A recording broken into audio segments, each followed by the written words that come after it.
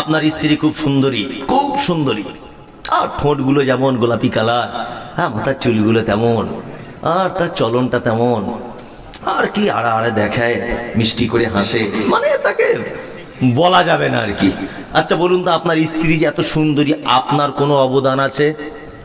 কথা বলুন, নাই। ইমাম সাহেবকে 500 টাকা দিয়ে আর 1000 টাকা মোহর দিয়ে ওকে বিয়ে করে বউ করে নিয়ে এসেছেন। লাল ফিতে কিনে দিয়েছেন একটা, কানের দুটো দুল দিয়েছেন, আর কিছু দিতে পারেনি, ও আপনার বউ হয়েছে। 1 মাস এক বিছানায় এক বালিশে মাথা দিয়ে কাটিয়েছেন, স্বামী স্ত্রী প্রেম ভালোবাসা মহব্বত জন্ম হয়েছে। আপনি রাজমিস্ত্রি ঠিকাদার, আপনি দিল্লিতে কাজে চলে গেলেন। 3 মাস পরে বাড়ি এসেছেন। বাড়ি আসার পরে দরজা খুলেছেন, দেখছেন আপনার ছোট ভাইয়ের গলা ধরে আপনার সেই অপরূপা চরমা সুন্দরীটা বসে আছে, আপনার ছোট ভাইয়ের গলাতে হাত দিয়ে। আচ্ছা বলুন তো, আপনার রাগ হবে কি হবে না? কেন হবে কেন? ও তো ছোট দেওর হিসেবে একটু হাত দিতেই পারে, রাগ হবেই বা কেন? হ্যাঁ, খুব রাগ হবে। আপনার স্ত্রীকে আপনি দিয়েছেন কি? ওর গোলাপি ঠোঁট, ওর চোখের সৌন্দর্য, ওর মাথায় ঝোলা কেশ, ওর হাতের মানে সৌন্দর্য, ওর কথা বলার সৌন্দর্য, ওর মুখের সৌন্দর্য, ওর চলনের সৌন্দর্য, ও হাঁসের ডিমের মতো সাদা চকচকে ফর্সা। আপনার বিন্দু পরিমাণ কোনো অবদান নেই। অবদান কার? আল্লাহর। 1000 টাকা মোহর দিয়ে, ইমামকে 500 টাকা বিয়ে পড়ানোর টাকা দিয়ে, দুটো লাল ফিতে আর একটা কানের কিনে দিয়ে, এত অধিকার কিসের যে আপনার ছোট ভাইয়ের গায়ে হাত দিলে আপনার রাগ হয়? হ্যাঁ, অন্য কোন পরপুরুষের দিকে একটু মুচকে হাসলে আপনার খুব জ্বালা ধরে। কারণ কি? এত অধিকার কিসের?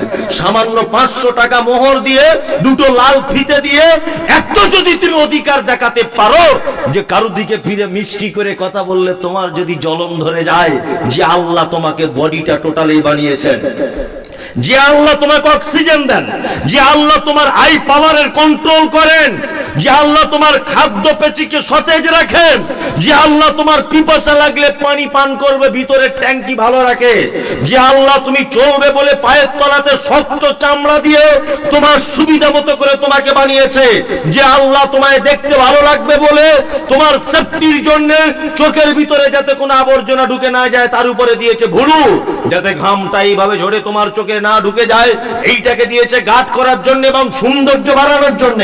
এত কিছু যে আল্লাহ তোমাকে দিয়েছে, তাকে বাদ দিয়ে যদি আপনি অন্য কোন জায়গায় মাথা ঠোকেন, আল্লাহ রাগ করবে কি করবে না বলুন? করবে। দুটো লাল ফিতে কিনে যদি বউ অন্য কারোর দিকে হাসি ফিরে কথা বললে যদি রাগ হয়, যে আল্লাহ টোটাল বডিটা, টোটাল সম্পদ আপনাকে দান করেছে, তাকে বাদ দিয়ে যদি আপনি কোন কারো কাছে যদি চাওয়া পাওয়ার জন্য যান, তাহলে এটা শিরক, শিরক, শিরক। আল্লাহ এত রাগান্বিত হবেন, আপনি প্রস্তুত থাকুন, আপনি অচিরেই ধ্বংসের পথে চলে যাবেন। আল্লাহ তাআলা বলেন, ইত্তাবিউ মা উনজিলা ইলাইকুম মির রাব্বিকুম ওয়া লা তাত্তাবিউ মিন দুনিহি আউলিয়া কালিলাম মা তাযাক্কারুন। আল্লাহ বলছে আনুগত্য করো, তোমরা কি করো? মেনে চলো মা উনজিলা ইলাইকুম মির রাব্বিকুম, রবের পক্ষ থেকে যেটা অবতীর্ণ করা হয়েছে, ওয়া লা তাত্তাবিউ মিন দুনিহি আউলিয়া, তোমরা আনুগত্য করো না মিন দুনিহি আউলিয়া, আল্লাহকে বাদ দিয়ে কোনো ওলি আউলিয়াকে। চলবে? ওলি মানে কে? অভিভাবক। আমাদের কাছে ওলিটাকে এমন করে উপস্থাপন করা হয়েছে, ওলি মানে বিয়ে করা চলবে না, ওলি মানে মাথায় বড় বড় চুল থাকতে হবে, আবার উকুনও থাকতে হবে ভিতরে, ওলি মানে বড় বড় গোঁফ, একটা ঠ্যাং গাছের উপরে এরকম করে মাথা থাকবে, হ্যাঁ 30 বছর জঙ্গলে বসবাস করবে, গায়ের ময়লাতে গন্ধতে ঘুমাবে না, এ হচ্ছে আল্লাহর ওলি। এরকম করে ওলিদের বর্ণনা দেওয়া হয় না আমাদের কাছে? বিশাল বড় আল্লাহর ওলি, কাঁচা কুঞ্চি নিয়ে তোমার পাছার চামড়া তুলে দিতে হবে, ওলিগিরি তোমার বার করে দিতে হবে। বিয়াদব কোথাকারে। যাদের ব্যাপারে আল্লাহ তাআলা পবিত্র আল কোরআনে বলছেন, আনআমাল্লাহু আলাইহিম মিনান নবিয়্যিন ওয়াস সিদ্দীকিন ওয়াস শুহাদা'i ওয়াস সালিহিন, পুরস্কার প্রাপ্ত 4 কোয়ালিটির মানুষ, 1 নবীগণ, 2 সিদ্দিকগণ, 3 শুহাদা, 4 সালিহিন, সৎকর্মশীলগণ। এই 4 কোয়ালিটির মানুষ পৃথিবীতে তারা প্রাইজ পেয়ে গেছে। আবু বকর পৃথিবীর সবথেকে দামি মানুষ রাদিয়াল্লাহু তাআলা আনহু, ওমর দামি মানুষ, ওসমান দামি মানুষ, আলী দামি মানুষ, আব্দুর রহমান ইবনে আউফ রাদিয়াল্লাহু তাআলা আনহুম আজমাইন এনারা দামি মানুষ। আচ্ছা বলুন তো, আবু বকরের জীবনে এই রকম কোন ইতিহাস খুঁজে পাওয়া যায় যে তিনি জঙ্গলে বসবাস করছেন, বড় বড় গোপ ছিল, মাথায় পাগড়ি বেঁধে ঘুরতেন, জীবনে বিয়ে শাদী করেননি? ইতিহাস পাওয়া যায়? পাওয়া যায়? যায় না। আল্লাহ তাআলা বলছে অন্য কোন অভিভাবকের তোমরা আনুগত্য করো, একদমই নয়। সে মারাত্মক বড় পাপ। আল্লাহ এই পাপ থেকে বাঁচার তৌফিক দান করুক, আমিন আমিন। আমি মমতাজুল ইসলাম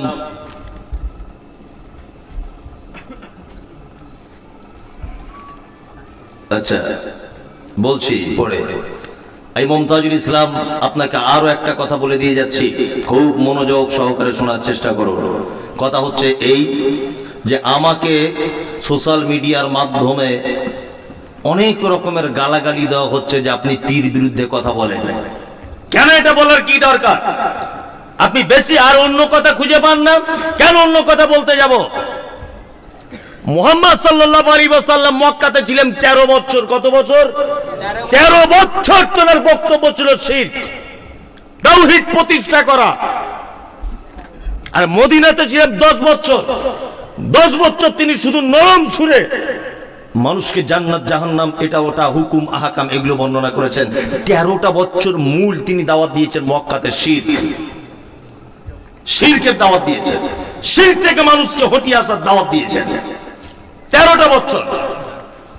আমাকে বলছে হিন্দু ভাইরা দুর্গা পুজো করে, তাদের বিরুদ্ধে বলতে পারেন না? হিন্দু ভাইরা কালী পুজো করে, আপনি তাদের বিরুদ্ধে বলতে পারেন না? আরে হিন্দু ভাই তো জন্মসূত্রের স্বীকৃতি প্রদান করেছে যে আমি একজন হিন্দু।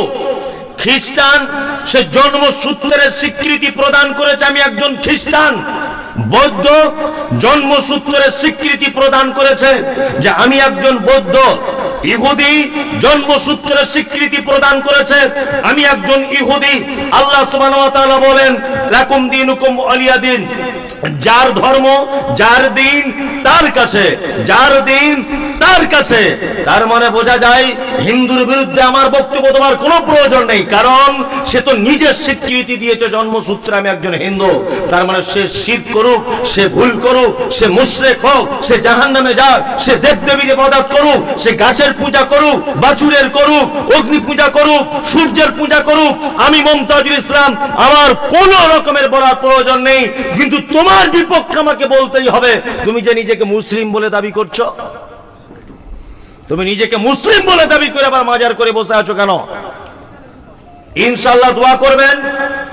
এই মমতাজুল ইসলাম আপনাকে বলছি, সোশ্যাল মিডিয়া সাক্ষী, আর অনেক মানুষ সাক্ষী, যে জায়গাতে পীরেদের আখড়া, পীর ছাড়া কিছু বুঝতো না, শিরক ছাড়া যারা কিছু বুঝতো না, সেই রকম জায়গাতে পর্যন্ত আল্লাহ ইসলামের সঠিক দাওয়াত পৌঁছে দিয়েছে। মেদিনীপুরে প্রোগ্রাম করতে গেলাম, মেদিনীপুরে প্রোগ্রাম করতে গেলাম, যে লোকটা আমার গাড়িতে ইট মেরেছিল, আমি শিরকের ব্যাপারে কথা বলার কারণে গাড়ি ভাঙচুর করেছিল যারা, সেই লোকটা এই বছর আমাকে দাওয়াত করে হাত ধরে ক্ষমা চেয়ে বলছে হুজুর মাফ করবেন, খুব অন্যায় করেছি, আপনি সঠিক কথা বলেছিলেন। তার মানে বুঝতে পেরেছি দিনের দাওয়াতের কাজ চলছে। কত বড় ভ্রান্ত আকীদা। জলসাতে খিচুড়ি রান্না হয়েছে, বলছে হুজুর একটু এরকম করে দিবে তবে খিচুড়ি জায়েজ হবে। মানে মনে হচ্ছে পাছার চামড়া তুলে দিয়ে জুতা করে। হারামখোর, এটা কোন ইসলাম? বিয়াদবি জায়গা পাও না, একদমই নয়। ইনশাআল্লাহ আগামী দিন শিরক বেদাত মুক্ত সারা বাংলাতে সঠিক ইসলাম, সঠিক হাদিস, সহিহ হাদিস এবং কোরআনের বাণী প্রচার হবে ইনশাআল্লাহ। ইনশাআল্লাহ সমস্ত পশ্চিম বাংলায় বক্তাদের কাছে এটা আমার অনুরোধ, যতক্ষণ পর্যন্ত বক্তব্য দিবেন অন্তত পক্ষে 20 মিনিট শিরকের ব্যাপারে আলোচনা করবেন। সমাজ সর্বনাশ করে দিয়েছে যে পা। আল্লাহ আমাদের সকলকে শিরক মুক্ত সমাজ গড়ার তৌফিক দান করুক, আমিন। কি এটা? ও মানে 12টা বেজে গেছে, দানের এ ধরিয়ে দিল। একটা মাত্র বলা হয়েছে, আর অনেক কিছু বলা বাকি ছিল। না না বলবো, তাহলে এগুলো থাক পরে বলবো। তাহলে এগুলো থাক পরে বলবো। বলবো পরে ইনশাআল্লাহ। তারপরে আল্লাহ তাআলা বলছেন ওয়াসাইনাল ইনসানা লিওয়ালিদাইহি হামালাতুহু উম্মুহু ওয়াহানান আলা ওয়াহানিন ওয়া ফিসালুহু ফি আমাইনি আনিশকুরলি ওয়া লিওয়ালিদাইকা ইলাইয়াল মাসির। আল্লাহ তাআলা লোকমান হাকিমের দ্বিতীয় উপদেশকে কোরআন মাজিদে নোট করতে গিয়ে বলেছেন, আমি মানুষকে তার পিতামাতার প্রতি সদাচরণ করার নির্দেশ দিয়েছি। তার জননী, তার মা তাকে কষ্টের পর কষ্ট গর্ভধারণ করেছে এবং তার দুধ ছাড়ানো হয় 2 বছরে।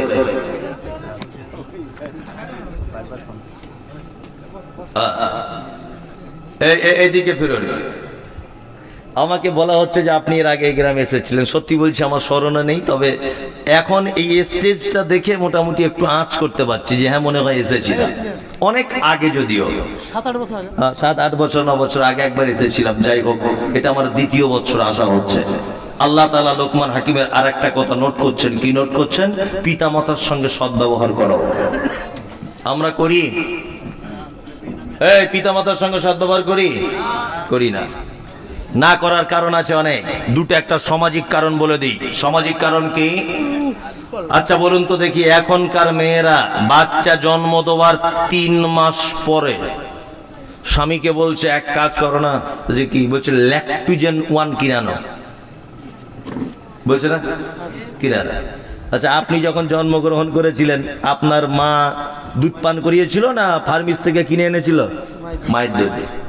আজ থেকে 20-30 বছর আগে সব সিস্টেম ছিল। এই ভাই, আপনি খেয়েছেন মায়ের দুধ? তো মায়ের দুধ। এখনকার মেয়েরা বলছে দুধ হয় না। কে বললো দুধ হয় না? তোমার মায়ের দরকার, বদমাইশির জায়গা পাবো না, দুধ হয় না।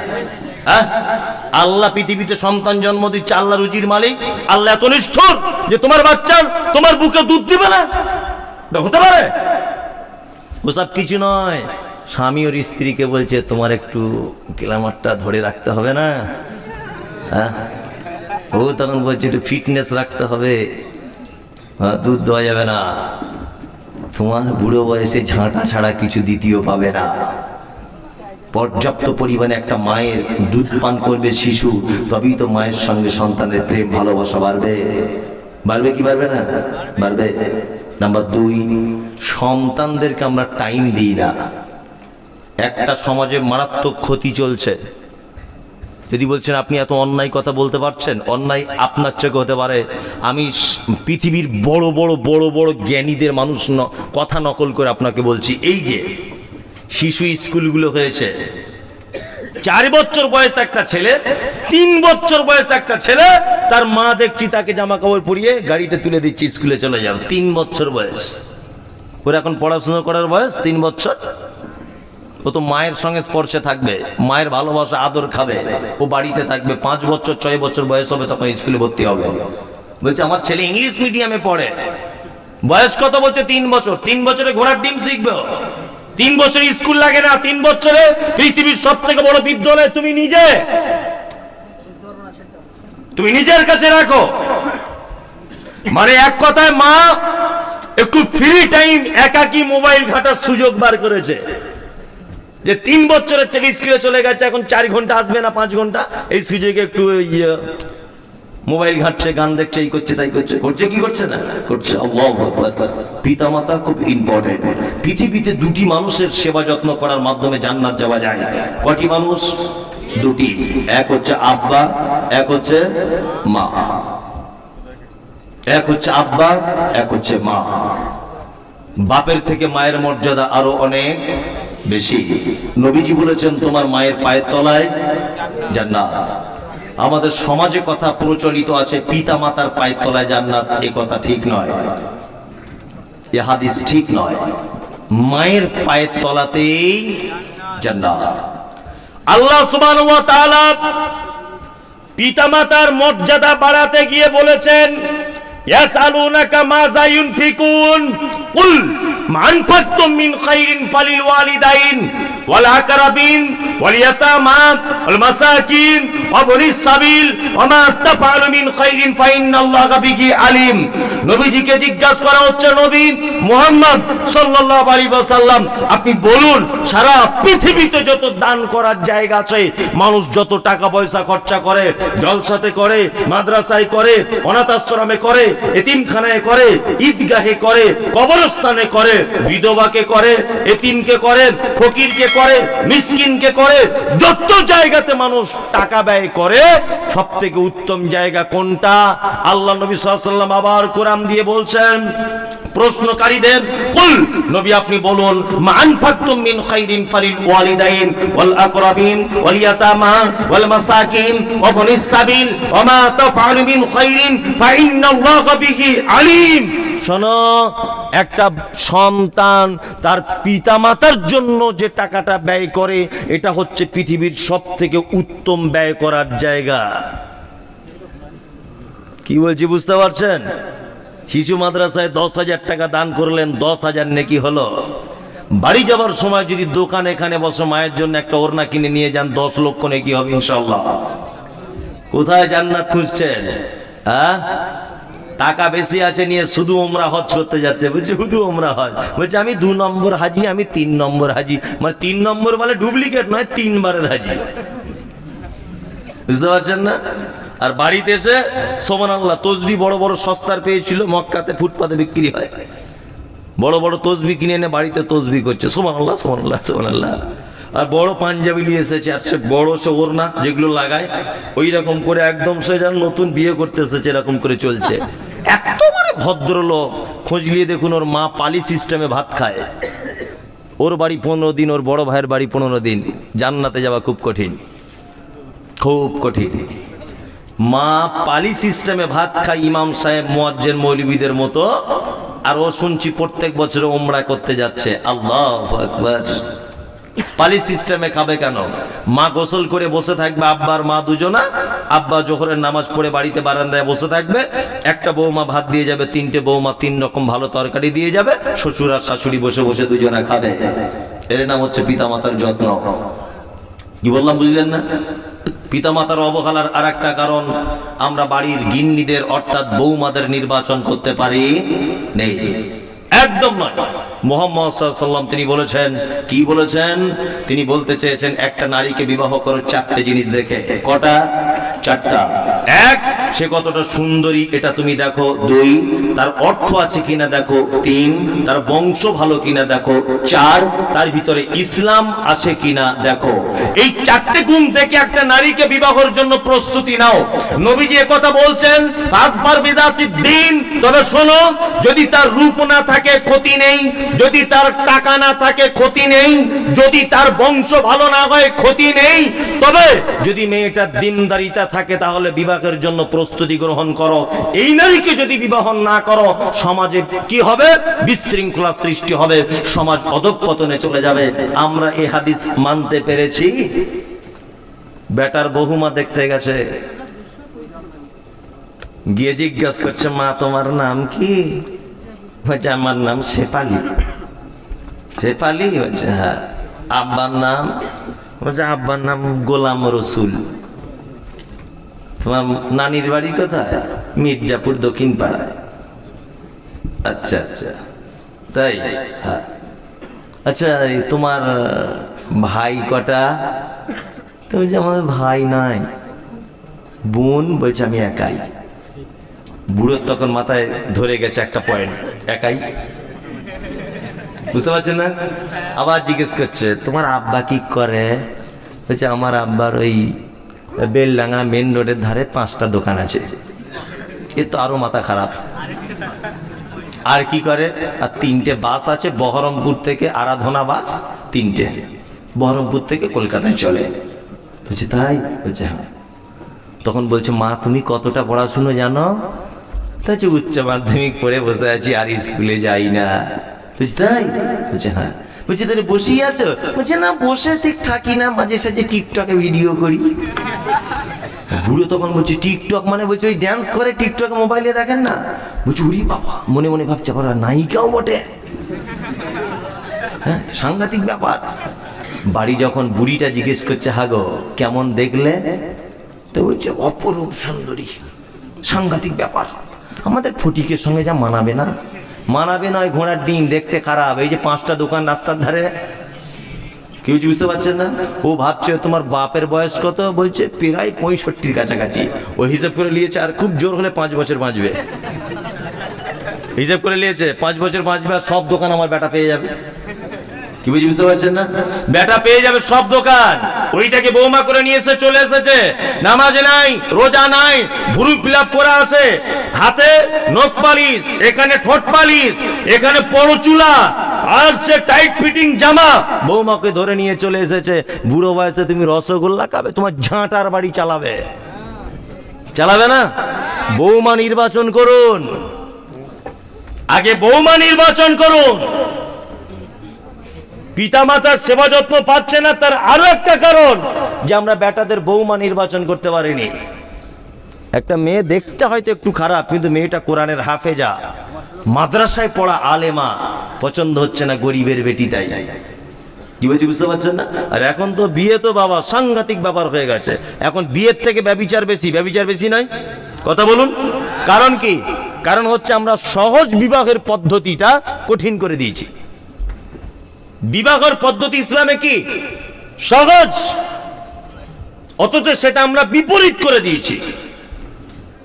ছেলের বাপের খরচা হবে, অলিমা করবে, তারপরে সে মোহর দিবে, ছেলের বাপের খরচা হবে, মেয়ের বাপের 1 টাকা খরচা হবে, ইসলামে কোনো বলা নেই তো। অথচ বিপরীত, মেয়ে হয়েছে মানে ও যেন বড় বিপদে আছে। হচ্ছে কি হচ্ছে না? আপনাদের এখানে হয়তো এসব বিয়েতে টাকা পয়সা সিস্টেম নেই, আমাদের ওদিকে আছে। আপনাদের দিকে আছে? আপনাদের দিকে হয়? ওরে বাবা, আরো খারাপ। ভাবছিলাম হয়তো বেনা দোহাতে খুব ভালো, খুব ভালো শুনেছিলাম, তবে যেমন ভালো তেমন রিপোর্ট অনেক খারাপও পেলাম। খুব খারাপ রিপোর্টও অনেকজন আমাকে দিয়েছে যে এলাকাতে টাকার ব্যবসা করে মানুষ, সব অনেক মানুষ আছে, কথা সত্য, অনেক মানুষ করে, তাই না? টাকার ব্যবসা করে, ব্যবসার খুঁজে পাওয়া যায় না। অনেক মানুষই করে, যারা করে আল্লাহ তুমি তাদেরকে সঠিক দিন বোঝার তৌফিক দান করো, আমিন। মুহাম্মদ সাল্লাল্লাহু আলাইহি ওয়াসাল্লাম তিনি বলেছেন, 1 দিরহাম অর্থাৎ 1 টাকা যদি কেউ সুদের টাকা খায়, তার মায়ের সঙ্গে ব্যভিচার করলে যে পাপ হয় সেই পাপ হয়। সুদের ব্যাপারে আল্লাহ নবী সাল্লাল্লাহু আলাইহি ওয়াসাল্লাম যত নিকৃষ্ট ভাষা ব্যবহার করেছে, এইরকম কোন ভাষা অন্য কোন পাপের জন্য ব্যবহার করেনি। আল্লাহ সুবহানাহু ওয়া তাআলা বলছেন, কিয়ামতের মাঠে সুদ যারা খেয়েছে তারা পাগল, মাতাল, পাগলের মতো হয়ে কিয়ামতের মাঠে তাদেরকে উঠানো হবে, তারা যেন পাগল। নাম্বার 2, 3, মুহাম্মদ সাল্লাল্লাহু আলাইহি ওয়াসাল্লাম বলছেন, মিরাজের রাত্রিতে আমাকে মিরাজের জন্য যাওয়া হচ্ছে, রাস্তাতে অনেক ঘটনা, তার মধ্যে একটা ঘটনা হচ্ছে এই যে একটা লোককে দেখতে পেলাম রক্তের নদীতে, ফুটন্ত রক্তের নদীতে তাকে ফেলে দেওয়া হয়েছে। লোকটা নদীতে হাবুডুবু খাচ্ছে, নদীর পাড়ে আসার চেষ্টা করছে। লোকটা, ফেরেশতাদেরকে দেখলাম কুইন্টাল কুইন্টাল পাথর নিয়ে দাঁড়িয়ে আছে, লোকটার মাথাতে মারছে, মাথাটা ভেঙে চৌচির হয়ে যাচ্ছে, আবার মাথাটার সাথে সাথে ভালো হয়ে যাচ্ছে। জিবরিলকে জিজ্ঞাসা করা হলো, জিবরিল, লোকটি কে যাকে এত কঠিন রক্তের নদীতে ফেলে সাজা দেওয়া হচ্ছে? জিবরিল আমিন বলছে, এটা আপনারই উম্মতের কোন একজন সুদের টাকা খেত। তাই আমরা প্রকাশ্যে যারা সুদ খাই তাদেরকে মানুষ চিহ্নিত করতে পেরেছে এই লোকটা সুদখোর, কিন্তু আমরাও অপ্রকাশ্যেও অজানাতেও আমরা অনেক সুদের টাকা খেয়ে নিচ্ছি কি নিচ্ছি না? যাদের ব্যাংকে বই করা আছে, ব্যাংকে যাদের 1 বছর টাকা জমা আছে 2 লাখ টাকা, ব্যাংকের টাকার বইয়ে হিসাব দেয় না 2 লাখ টাকার কত টাকা আপনাকে ইন্টারেস্ট দিয়েছে, হিসাব দেয় কি দেয় না? বইটা যখন মেশিনের ভিতরে ঢোকাবেন দেখবেন কত % আপনি টাকা পেলেন সুদের, কত টাকা কোন তারিখে জমা করেছেন, কত টাকা কোন তারিখে তুলেছেন, সব ডিটেইলস থাকে কি থাকে না? একটা লোক বলুন তো দেখি যে ব্যাংকের বইটা আপডেট করার পরে আমার সুদের অংশ ব্যাংক আমাকে যেটা দিয়েছে আমি আল্লাহর ভয়ে টাকাটা বার করে ছুঁড়ে ফেলে দিয়েছি, একটা লোক বলুন? মাশাআল্লাহ, একজন, আর কেউ 2 জন 3 জন। তাহলে আপনি কেন এই কথা বলতে গেলেন দুতলা বাড়ির লোকটা সুদে টাকা খায়? আরে ও যেমন পাপী তুমিও তেমন পাপী। তোমার বউ যে বন্ধনের টাকা নিয়েছে, এই ও টাকার ব্যবসা করে দোষ করেছে, আর তোমার বউ যে বন্ধনের পিছনে পিছনে ঘুরছে, হ্যাঁ সুদ, সবই সুদ। খুব সাবধানে থাকবেন, পিতামাতার সঙ্গে সদ্ব্যবহার করবেন। জান্নাতে যাবার পৃথিবীতে কোনো মানুষের মাধ্যমে যদি যাওয়া যায়, পিতামাতার সেবা করলে জান্নাত যাওয়া যায়, জান্নাত যাওয়া যায়। আল্লাহ সুবহানাহু ওয়া তাআলা আরো অনেক কথা বলছেন, তারপরে আমি আর কথা বলছি না, এটা মাদ্রাসার প্রোগ্রাম। আমার কাছে অনেকজন অনেক কথা জানতে চেয়েছেন, তার মধ্যে একটা জানা হচ্ছে যে ফিলিস্তিন আর ইসরায়েলের যে সমস্যা চলছে এই মুহূর্তে, এই ব্যাপারে কিছু কথা বলুন। দেখুন, সর্বপ্রথম আমাদেরকে জেনে নিতে হবে, আল্লাহ সুবহানাহু ওয়া তাআলা পবিত্র আল কোরআনে কথা বলেছেন যে ইহুদি খ্রিস্টানরা তোমাদের প্রকাশ্যে দুশমন। পৃথিবীতে তিনটে ঐতিহ্যবাহী এবং নেকি পাওয়া যায়, এই রকম তিনটে জায়গার কথা বলা হয়েছে। এক, বাইতুল্লাহ, এখানে আপনি নেকির উদ্দেশ্যে যেতে পারেন। দুই, যে মসজিদকে আল্লাহ নবী সাল্লাল্লাহু আলাইহি ওয়াসাল্লাম বলেছেন এটা আমার মসজিদ, অর্থাৎ মসজিদে নববী, এই মসজিদে নেকির উদ্দেশ্যে যেতে পারেন। আর তিন, আরেকটা নাম হচ্ছে মসজিদে আকসা, যেটা বর্তমানে ফিলিস্তিনে অবস্থিত। আল্লাহ সুবহানাহু ওয়া তাআলা এই মসজিদের কথা বলতে গিয়ে পবিত্র আল কোরআনের ভিতরে বলছেন, সুবহানাল্লাযী আসরা বিআবদিহি লাইলাম মিনাল মাসজিদিল হারাম ইলাল মাসজিদিল আকসা। আল্লাহ সুবহানাহু ওয়া তাআলা আমাকে কোন এক রজনীতে, কোন এক রাত্রিতে আমাকে মসজিদে হারাম থেকে নিয়ে মসজিদ আকসা পর্যন্ত ভ্রমণ করিয়েছিলেন। এই কথা পবিত্র আল কোরআনে আল্লাহ সুবহানাহু ওয়া তাআলা বলছেন। এটা আপনারা জানেন যে মসজিদ আকসা জেরুজালেম এই ফিলিস্তিনে অবস্থিত। এটা দীর্ঘদিন যাবত এই মসজিদটা ইহুদিরা দখল করে রেখেছে। ইসরায়েল বলে যে দেশ, এটা আদেও কোনো দেশ ছিল না, এরা পানিতে ভেসে আসা, নদীতে ভেসে আসা একটা জাতি। এরা তাদের দেশে টিকে থাকতে না পেরে ওই নদীর পাড় দিয়ে যেতে যেতে ফিলিস্তিনিদের কোনো একদিন বলেছিল কি যে আমাদেরকে একটু বসবাস করার জায়গা দাও। ফিলিস্তিনিরা তাদের উপরে দয়া করে কোনো একটা দ্বীপে তাদেরকে বসবাস করার জায়গা দিয়েছিল। এই সেই যাদেরকে জায়গা দিয়েছিল নিজের বুকে মেরে বসে নিজের বুকে এখন ছুরি মারছে। কি বলছি বুঝতে পারছেন না? এরাই এখন ইসরায়েল। ইসরায়েল বলে কোন দেশই ছিল না, কোন দেশ ছিল না, পৃথিবীর একটি মাত্র দেশ টোটাল ইসরায়েল। বসবাস করে কতটা? দেশে টোটালে জনসংখ্যা ৮০ লক্ষ, ১ কোটিও নয়। টোটাল ইসরায়েলে ৮০ লক্ষ। এই সেই ইহুদি। আল্লাহ সুবহানাহু ওয়া তাআলা প্রতিটা নবী এবং রাসূলকে, বেশিরভাগ, প্রতিটা বলা ভুল হলো, বেশিরভাগ নবী এবং রাসূলকে ইহুদিদের কাছে পাঠিয়েছিলেন। আর এরা এত বদমায়েশ, ইসলামের ইতিহাসে কথার সাক্ষ্য যে এক একজন ইহুদি, এক একজন ৪০ জন, এক এক দিনে ৪০ জন পর্যন্ত নবীদেরকে তারা গাছে বেঁধে সিরিয়াল বা সিরিয়াল তারা জবাই করে দিয়েছে। এরা হচ্ছে সেই ইহুদি। এত খতরনাক। আজকে আপনারা জানেন যে সেই ইহুদিরা চরম পর্যায়ে পৌঁছিয়ে ফিলিস্তিনের মুসলমানগুলোকে মারা হচ্ছে। একটা বাচ্চা মেয়েকে জিজ্ঞাসা করা হচ্ছে, মা তুমি নামাজ পড়ো?